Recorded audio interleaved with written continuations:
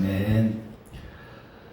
오늘 본문을 보면 이제 드디어 노아가 그의 생명을 다해서 하나님의 때가 돼서 하나님의 부름을 받고 죽음을 맞이하는 오늘 본문의 내용이 나옵니다.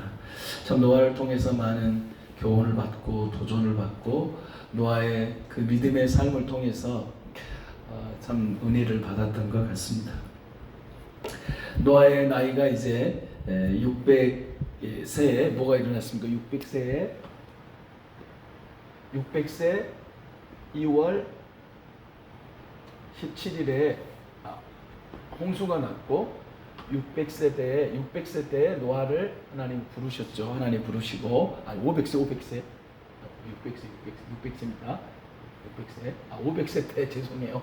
500세 때 노아를 부르시죠. 노아를 부르시고 셈과 함과 야벳을 낳고 이때 이제 노아를 부르셔서 이제 방주를 짓게 하시고 노아가 600세 된 해에 2월 17일에 이제 노아의 홍수가 일어납니다. 그래서 노아의 홍수가 일어나서 이제 601세 2월 27일에 이제 밖으로 나오게 됩니다. 그러니까 375일이죠. 375일 동안 노아의 방주에 있다가 이제 나오게 돼서 하나님께 제사를 드리고 그리고 이제 하나님께서 흠양하시고 무지개 언약을 주시고 내가 다시는 너희를 물로 심판하지 않겠다. 하나님께서 신실하신 약속이 하나님께서 노아와 언약하십니다. 그래가지고 이제 노아가 세월이 좀 흐르죠. 그래서 이제 오늘 본문의 내용을 들어가 보면 이제 노아가 이제 씨를 심죠. 나무, 포도나무를 심었어요. 포도나무. 이제 그 포도나무는 또 포도나무를 심는데 열매를 맺으려면 어느 정도 기간이 걸려요. 거의 3년, 5년. 그러니까 노아가 방주에서 나온 후에 그래도 꽤 세월이 흘렀습니다. 몇 년이 흘렀는가 확실한 건 이제 밝힐 수는 없지만 그러나 아무튼 몇 년이 흘렀어요. 그리고 손자도 보는 것을 볼 수가 있어요. 이제 손자가 함은 가나안의 아버지라. 이제 그렇게 하면 이제 셈, 함, 야벳인데 셈과 함과 야벳인데 함의 아들이 누구예요? 가나안이다. 이렇게 표현. 가나안의 아버지 함 이렇게 표현한 것을 보면 이제 자식들을 낳는 것이죠. 자식들을 낳고 결국 이제 노아가 이제 포도 나무를 심어서 이제 포도 열매를 거두어서 포도주를 담갔나 봐요. 그래서 그 포도주가 이제 포도가 이제 발효가 이제 돼서 이제 그것을 마시면서 이제 취하고 결국 함은 그 노아의 모습 벌거벗은 모습을 보고 이제 그 형제들에게 다가가서 아버지가 벌거벗었다 하고 이제 막 난리를 치는 것을 보고 또 결국은 이제 셈과 야벳은 뒷걸음쳐서 그 아버지의 하체를 덮어주는. 그래서 이제 아버지가 노아가 깨어나가지고 이제 셈과 야벳은 축복하고 이제 함은 저주하는 그런 내용이 오늘 본문의 내용이고 그 다음에는 이제 노아가 어떻게 합니까? 이제 350년을 살 홍수에 그러니까 홍수에 305년 홍수가 언제 터졌어요? 600세 홍수가 났잖아요. 그래서 350년 하니까 결국 노아는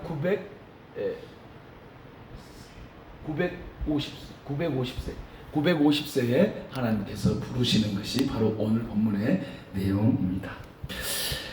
노아는 참 하나님의 은혜를 받았던 사람이었어요. 정말 은혜를 받았고 또 5장에 보면 노아는 하나님께 은혜를 입었더라. 하나님의 은혜를 입은 자로 살았고 하나님께서 노아를 불러서 그 노아의 방주를 짓게 하시고 또 하나님께서 또 그 노아의 방주를 통해서 살게 하시고 구원받게 하시는 내용이 있는데 노아는 진짜 하나님의 은혜로 살았던 그런 삶을 살았던 사람이 노아입니다.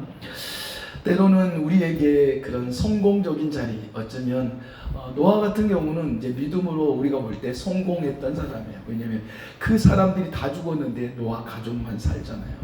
이거 성공한 거죠. 예를 들면 세상 말로 성공했어요. 섰어요. 그래서 참 위대한 믿음의 사람으로 우뚝 세워졌습니다. 그런데 노아에게 위기가 옵니다. 영적인 위기가 옵니다. 바로 영적인 위기가 바로 오늘 본문의 내용이죠. 그 철로 역정을 기록했던 그 존 번연은 이렇게 고백을 합니다. 천국문 바로 앞에도 지옥으로 가는 길은 열려 있다. 천국문 앞에서, 저기가 천국문입니다. 천국문. 이게 천국문 앞이에요. 근데 이 앞에 머물러서 내가 천국 가는 게 아니라 천국에 이제 들어가야 진짜 천국 가는 거잖아요. 근데 어떻게 말을 하냐면 천국문 앞에 내가 섰어요. 그래도 지옥의 문은 열려 있다. 사실 잘못하면 천국문에 들어갈 수 없을 수도 있다.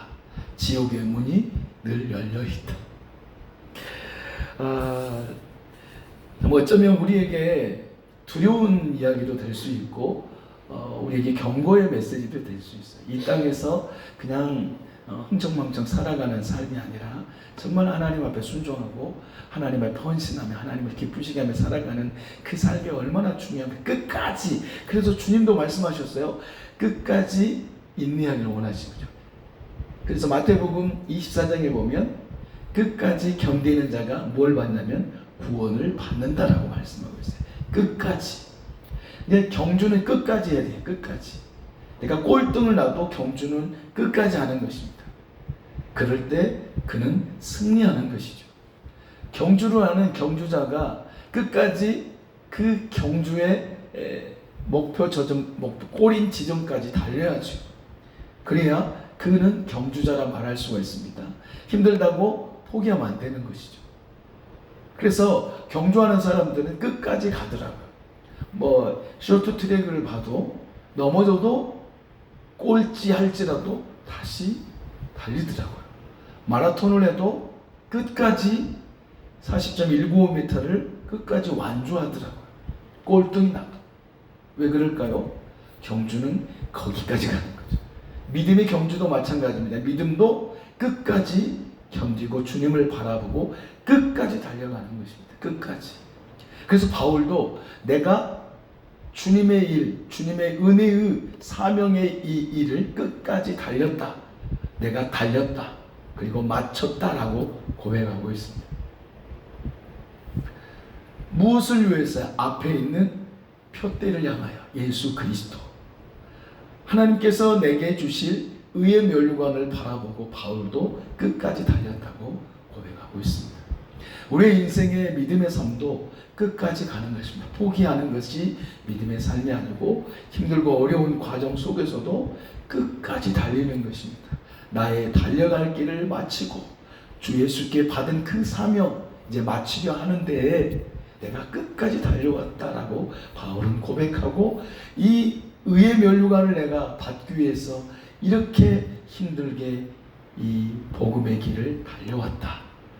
근데 그 복음의 길의 마지막에서는 주님이 우리에게 기쁨의 면류관을 주시기 때문에 상 주시는 이심을 바라보고 달렸던 바울이었습니다.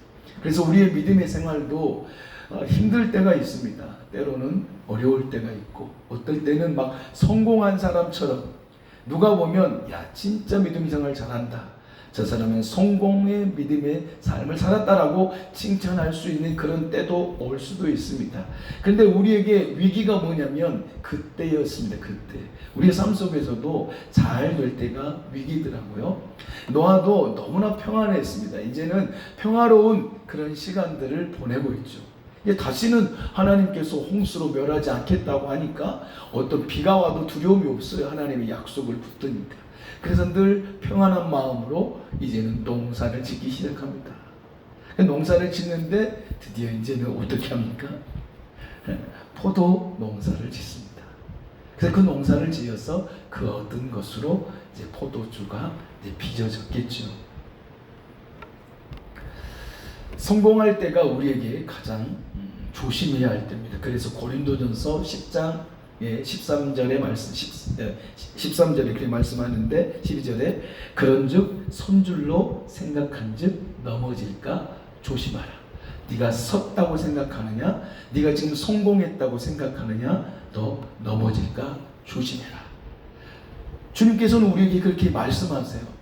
내가 성공한 것 같고 잘된 것 같고 누군가 나를 인정해주는 그때에 우리는 섰다고 생각할 스탠드 내가 섰어요. 그리고 누군가 나를 인정해줘요. 그때 우리에게 뭘 마귀는 뭐냐면 넘어지기를 원하는 거죠. 이게 섰다라고 생각할 때 내가 성공한 거야. 내 이 정도면 성공했어 할 때가 가장 위험한 순간인 거죠. 그래서 결국은 노아는 벌거벗고 말았습니다. 이 벌거벗었다라는 이 말은요, 어떻게 단순히 그냥 옷을 벗었다는 의미가 아니고 완전히 뭐냐면 수치스럽게 자신을 노출해 버렸다. 무방비 상태가 돼버렸다. 무방비 상태가 돼버렸어요. 노아가 포도주를 마시고 무방비 상태예요. 아무것도 할 수 없는, 완전히 다 다운돼 버렸습니다. 자신의 그 수치스러운 자신의 모습을 노출시켜 버렸습니다. 창세기 2장에 보면 죄를 범하기 전에 아담과 하와는 벌거벗었으나 부끄러워하지 않았어요. 근데 죄를 범한 이후로는 인간에게 부끄러움이 왔습니다. 죄는 부끄러운 것입니다. 수치스러운 겁니다. 그래서 무화과 나뭇잎으로 아담과 하와가 부끄러운 부분을 가리웁니다. 가리울 수 있나요? 가릴 수 없죠. 그 부끄러운 부분은 결국 하나님께서 가리우시고 결국 에덴 동산에 쫓겨내시고 그러는 모습을 볼 수가 있습니다. 자, 그래서 벌거벗었다는 것은 평안의 때 스스로 영적인 무장이 해제가 되어버렸습니다. 무장해제예요. 군인이 무장해제가 뭡니까? 내가 전투를 하는데 그냥 다 내려놔요. 뭐 총도, 무기도, 수류탄도, 뭐 내가 통신병이면 뭐 무전기도 내려놓고 권총도 내려놓고 수류탄도 다 내려놓고 무장해제예요. 근데 그때 그 순간 어떻게 했어요? 만약에 적군이 온다면 당할 수밖에 없죠. 무너질 수밖에 없어요. 무장해제는 정말로 두려운 일입니다. 그러니까 우리가 잘 된다고 해가지고 너무 교만하면 안 되는 것이죠. 잘 되는 것은 주님이 하게 하셨고 안 되는 것은 나 때문이다라는 그런 생각으로 살면 교만할 일도 없고 늘 겸손하고 하나님을 잘 숨길 수밖에 없는 것입니다. 그런데 노아에게 영적인 그런 위기가 찾아온 것입니다. 자기의 부끄러움을 드러내고 말았습니다.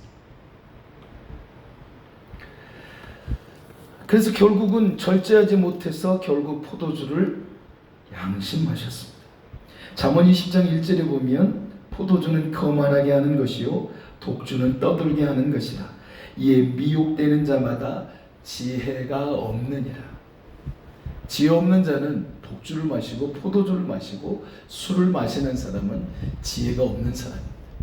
그래서 에베소서 5장에 보면 뭐라고 말씀합니까? 세월을 아끼라, 때가 악하니라. 그러면서 술 취하지 말라. 이는 방탕한 것이니 오직 성령의 충만함을 받으라. 그리고 뒤에 말씀이 어떤 내용이냐면 너희가 지혜로운 자가 되기를 원하라. 지혜로운 자가 되기. 그 지혜는 어디서부터냐면 하나님께로 오는 것이죠. 세상의 즐거움과 유의와 쾌락으로 지혜가 오는 것이 아닙니다. 그래서 술 취하지 말라. 그래서 사람들은 그렇게 이야기합니다. 술을 마셔도 되지 않느냐? 참 어째 그렇게 성경을 그렇게 보는 건 몰라요. 술 취하지 말라겠지 뭐 술 마시지 말라고 했냐? 이렇게 해서 술을 마시는 사람이 있습니다. 그래서 술 마시는 것을 아주 가볍게 여기는 사람들이 있습니다. 물론 어떤 사람들은 그 술을 마시는 게 뭐 허락하기도 하고 막 그런 사람도 있어. 뭐 그거 술 취하지 않도록 먹어라. 괜찮아. 하나님의 뜻을 진짜로 안다면 그러잖아요. 지혜가 없는 사람이야. 성경이 말씀하고 있어요. 지혜가 없는 사람이라고. 그래서 성경 잠언 23장에는요. 거기에는 술과 독주 이렇게 나와요. 근데 야, 보지도 말아라. 그것은 흘러내리는 것이 얼마나 번쩍거리고 얼마나 먹음직하고 얼마나 마시고 싶은 그런 충동이 일으키는 그런 것 보지도 말아라 이렇게 말씀하고 있어요. 아니 그러면 잠언서는 뭐고 그러면 술 취하지 말라 이는 방탕한 것이니 그러면 술 취하지 말라고 해가지고 그러면 여러분, 술이 저는 안 마셔서 모르겠지만 하여튼 술이 사람을 뭐 이렇게 뭐라 하잖아요. 술이 사람을 삼킨다라고 표현도 하기도 합니다. 결국은 술이 사람을 잡는 것이죠.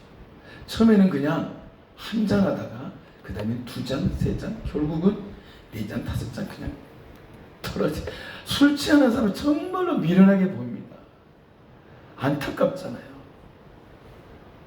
그만 흥청망청 정말 그런 모습들이 보여지면 너무나 안타깝습니다. 엘리베이터를 타도 어떨 때는 술 냄새가 가득할 때가 있습니다. 저녁이든 새벽이든. 안타깝죠. 몇 층에서 술 정말로 취해서 집에 들어가겠구나 라는 생각도 한 적도 있습니다. 분명한 것은 성경에 이렇게 말씀했어요. 포도주는 거만하게 하는 것이요. 이 포도주는 거만하게 하는 것이요 했잖아요. 그러면 포도주를 마시면 거만한 자가 되는 거예요. 한 잔을 마셔도 2잔을 마셔도, 한 잔 마셔도 포도주를 마시는 거고 10잔을 마셔도 포도주를 마시는 것입니다. 거기에 위로받으면 안 됩니다. 술 취하지 말라. 이는 방탕한 것이니 지혜 없는 자가 그렇게 행하는 것입니다. 우리의 몸은 주님의 값이거든요. 진짜 주님의 피값으로 내가 주님의 그 십자가의 피로 날 하나님이 사셨잖아요. 그 값이 얼마나 귀한데 주님 말씀하시잖아요. 포도주는 거만하게 하는 거예요. 야, 독주는 떠돌게 하는 것이다. 이에 미혹되는 자마다 지혜가 없느니라. 우리 에베소서 자세히 한번 찾아보겠습니다. 지금 노아가 술로 넘어져 버렸어요. 술로 영적인 지금 바닥에 떨어지고 만 것이죠. 에베소서 5장을 한번 찾아보겠습니다. 에베소서 5장 15절부터 18절까지만 일단 봐보겠습니다. 에베소서 5장 15절입니다. 그런즉 너희가 어떻게 행할지를 자세히 주의하여 지혜 없는 자 같이 하지 말고 오직 지혜 있는 자 같이 하여 세월을 아끼라. 때가 악하니라. 그러므로 어리석은 자가 되지 말고 오직 주의 뜻이 무엇인가 이해하라. 술 취하지 말라. 이는 방탕한 것이니 오직 성령으로 충만함을 받으라. 자, 저는 이렇게 생각을 합니다. 자, 지혜 없는 자가 누구냐? 술 취하는 사람이다. 성령 충만하지 않는 사람이 지혜롭지 않은 사람이다. 세월을 아끼지 아니하는 사람이 누구냐? 술 취한 사람이다. 세월을 아끼는 자는 누구냐? 성령의 충만함을 입은 사람이다. 성령의 충만한 사람을 입은 사람은 누구냐면 성령은 진리의 영이기 때문에 진리에 충만한 사람, 예수로 충만한 사람, 말씀에 충만한 사람이 성령에 충만한 사람. 말씀에 충만하고 진리에 충만하고 성령에 충만한 사람은 지혜로운 사람입니다. 하나님의 말씀을 가지고 있는 사람은 지혜롭게 행동합니다. 그런데 하나님의 말씀이 없는 사람은 지혜롭지 못하게 행동하는 것이 어리석게 행동하는 것입니다. 그래서 17절에 보니까 그러므로 어리석은 자가 되지 말아라. 누구를 향해 말씀하는 걸까요? 방탕하는 사람, 술 취하는 사람, 술을 즐겨하는 사람, 날마다 술과 함께 살아가는 사람, 그 사람은 진짜 어리석은 사람. 위로받을 일이 아니에요. 야, 술 마시지 말라고. 야, 어디가 나왔어? 어디가 나오게 성경에 나왔죠. 저는 그렇게 믿고 확신합니다. 또 잠언 한번 23장을 찾아보겠습니다. 그래도 한번 읽어봐야죠. 잠언 23장입니다. 잠언 23장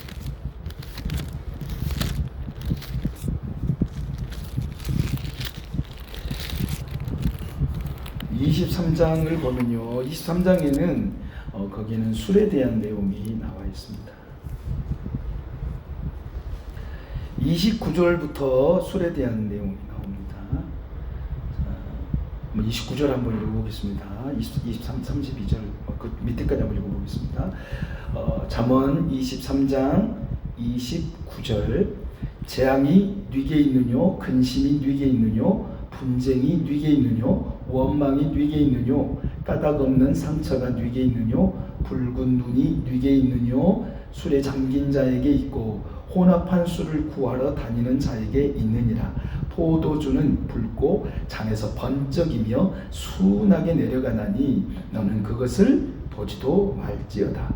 그것이 마침내 뱀같이 물 것이요 독사같이 쏠 것이며 또 내 눈에는 괴이한 것이 보일 것이요 내 마음은 구부러진 말을 할 것이며 너는 바다 가운데 누운 자 같을 것이요 돛대 위에 누운 자 같을 것이며 내가 스스로 말하기를 사람이 나를 때려도 나는 아프지 아니하고 나를 상하게 하여도 내게 감각이 없도다.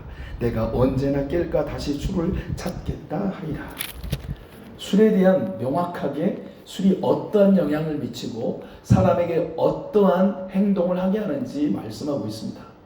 그래서 우리 삶 속에서요, 믿음의 사람들이 당연히 술을 마시는 사람들이 많이 있습니다. 정말 저는 그럴 때 조금 안타까운 마음도 들어요. 아직 물론 믿음이 좀 연약해서 좀 그럴 수 있겠지만 저는 우리 꽃동산교회 가족들이 술을 멀리 했으면 좋겠습니다. 학생들이고 뭐 대학부고 청년부고 장년부고. 왜냐하면 술은요 하나님과 멀어지게 하는 원인이 있습니다. 왜냐하면 어리석게 하게 됩니다. 어리석게 됩니다. 그래서 우리 삶 속에서 싸워야죠. 하나님이 지혜 주십니다. 이길 수 있는 지혜도 주시고 끊을 수 있는 지혜도 주시고 그런 유혹에 있어서 넘어갈 수도 있는 지혜를 주십니다. 31절 보세요. 포도주는 붉고 잔에서 번쩍이며 순하게 내려가. 이건 먹음직한 거예요. 먹음직하잖아요. 마실만한 그런 너무나 충족을 주는 것이 포도주다. 그리고 세상에서도 가벼운 술들이 있습니다. 근데 사람들이 그 술을 즐겨해요. 세상 사람은 괜찮은데 믿음의 사람들이. 물론 저는 술을 안 마셔서 그런 분들의 마음을 잘 몰라요. 그렇지만 결국은 그 술이 자신을 망치게 됩니다. 지혜 없게 돼요. 판단이 흐려집니다. 그리고 내 자신의 질병이 찾아옵니다. 이시선자 그렇게 말씀하잖아요. 내 눈에 괴이한 것이 보일 것이요. 안 마셔도 술 취한 사람이 어떠한 모습인가 우리는 눈으로 보고 성경에서 볼 수 있어요. 괴이한 것이 보이지. 마음이 구부러진 말을 해요. 혀가 구부러지고 막 뭐 사람도 몰라보고 그렇습니다. 지금도 딱 생각이 나네. 집사람과 저기 역전에 우리 전도사님을 배웅해서 한 것 같은데 내려줬던가 내려주고 안 된가. 근데 노숙자 같은 아저씨가 술 취해가지고 갑자기 거기다가 이제 주차하면 안 되거든요. 주차하면 안 돼요. 거기 이제 잠깐 이제 내려주고 가는 길인데 여기다가 왜 주차를 하냐고 막 소리를 지르면서 이제 문을 팍 여는 거예요. 이제 차가 이제 내리니까 문을 이제 열고 이제 조금 이제 속도 붙이면서 철컥 닫히는데 문을 열어가지고 이제 막 난리를 치는 거예요. 막 앞에 있는 뭐 말랑이 뭐 그것도 막 과일 같은 말랑이 집어고 던지고 막 성경책도 던졌던 것 같아요. 그 앞에 성경책 있었는데 그래가지고 이제 나보고 막 하니까 아이고 죄송하다고 아이고 저는 순간 막 옆에가 조수석에 집사람이 탔으니까 혹시라도 어떻게 막 해코지 할까봐 순간에서 막 그래 막 빌다시피 막 죄송하다. 아이고 그러면서 어떻게 하다가 그 사람이 발로 문을 팍 차는 거야. 그래 문이 닫아졌어요. 그래고 그때 이렇게 왔어요. 그래가지고 그래가지고 얼마나 화가 나는지. 내가 내려가고 돌아가고 하려다가 그냥 안 하고 말았는데 저 굉장히 황당했고 좀 무서웠습니다. 뭐 덩치도 이렇게 큰 아저씨였어요. 술 먹으면 그렇게 되는 거죠. 판단이 안 되잖아. 판단이 옳고 그름이 판단이 안 되고 사람을 때리고 던지고 하는 것들이 판단이 안 되는 것입니다. 그게 지혜입니까? 지혜가 아니에요. 절대로 술을 쫓아가면 지혜를 잃습니다. 성경이 분명히 말씀하고 있어요. 결국은 어떨 때요? 평안할 때, 마음이 편안할 때.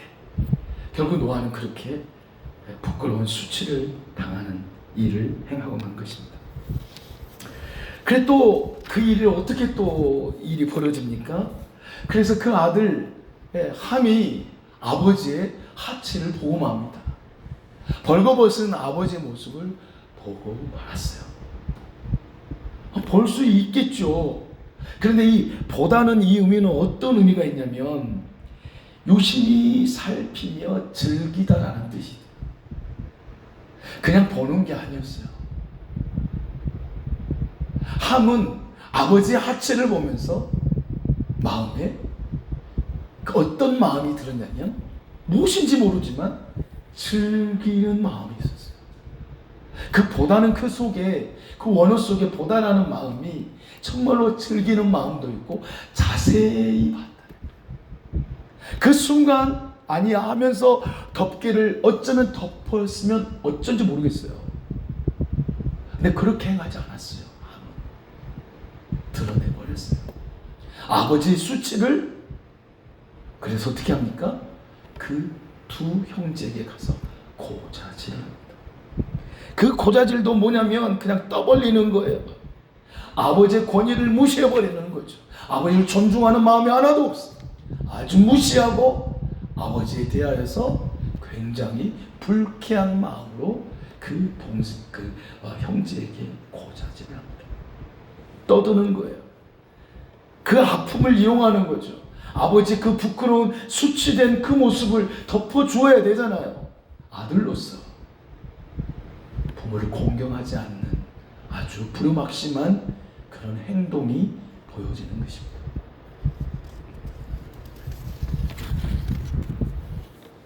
결국은 우리는 우리의 눈 속에 있는 들보는 보지 못하고 상대의 티를 보게 되는 것입니다.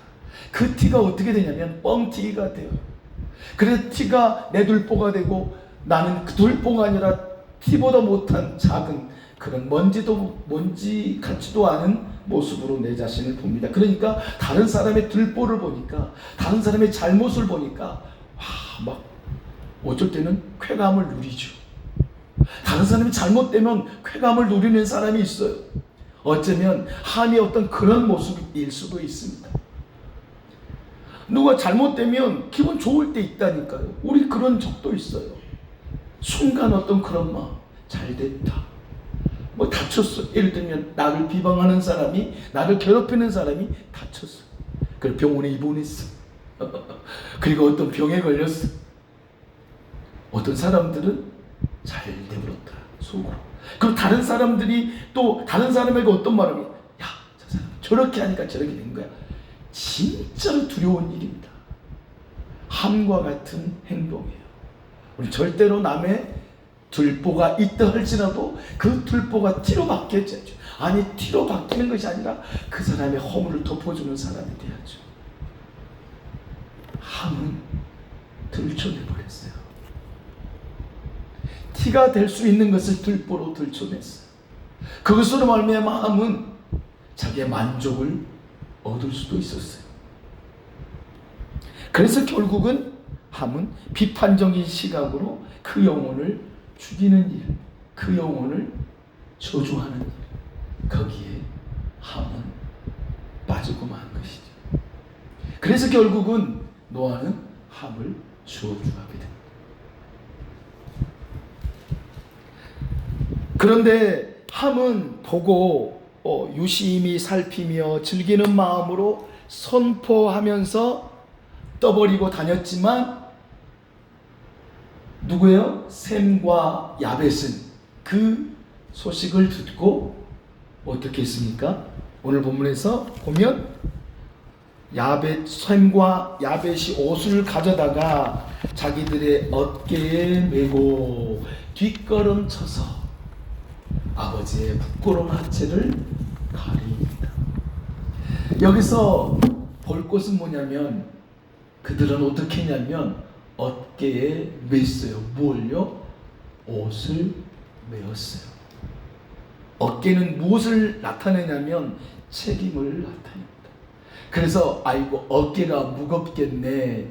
자식이 6입니다. 또 이런 일이 있습니다. 저런 일이 있습니다. 아이고 어깨가 무겁겠소 라고 말을 합니다.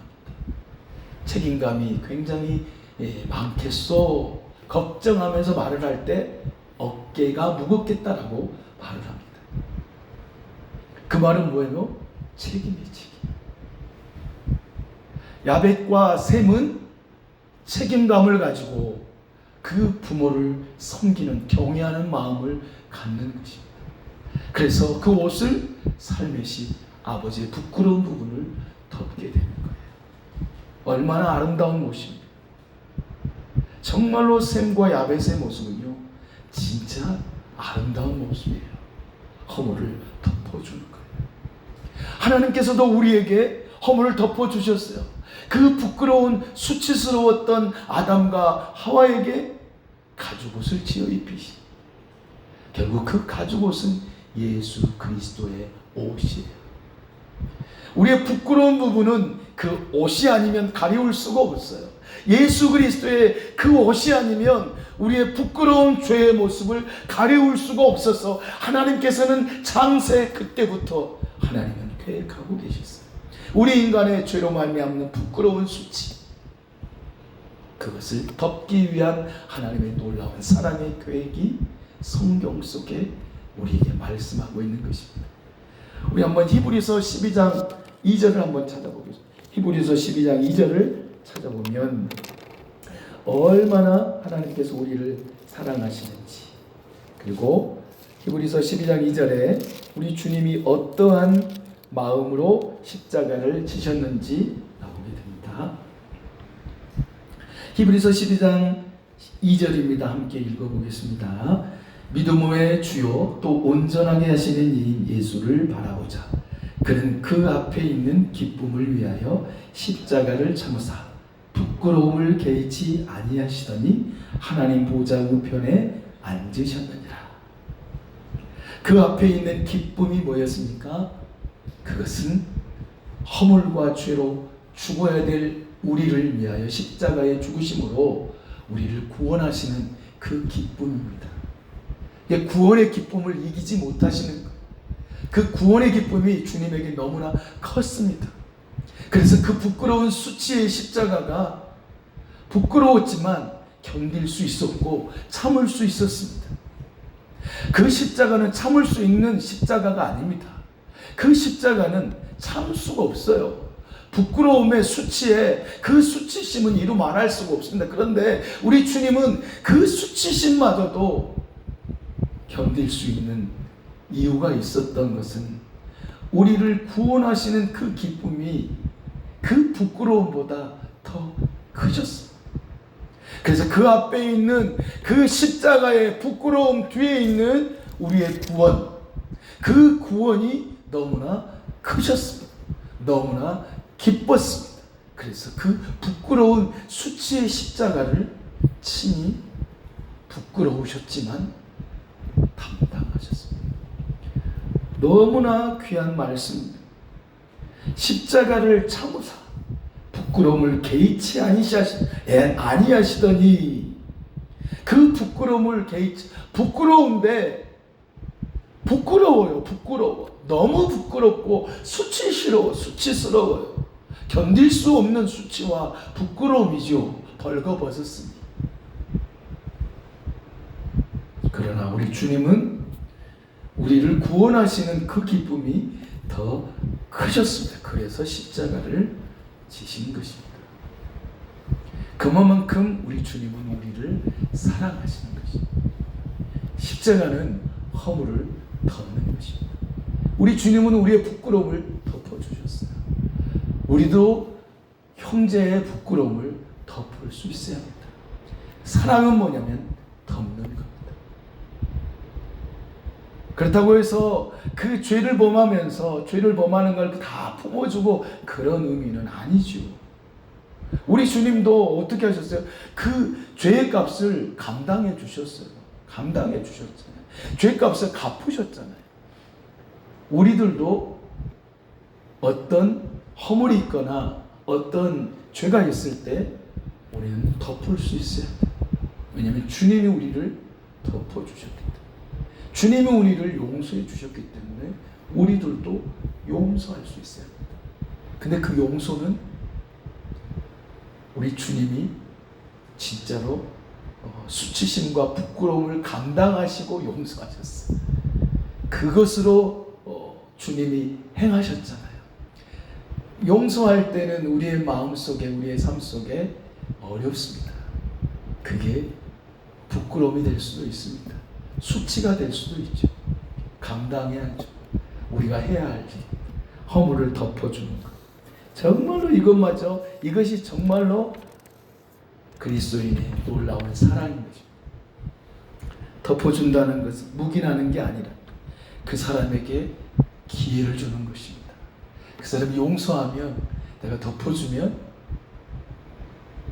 어떻게 해요? 그가 회개할 기회를 얻어서 회개할 수 있는 것이죠.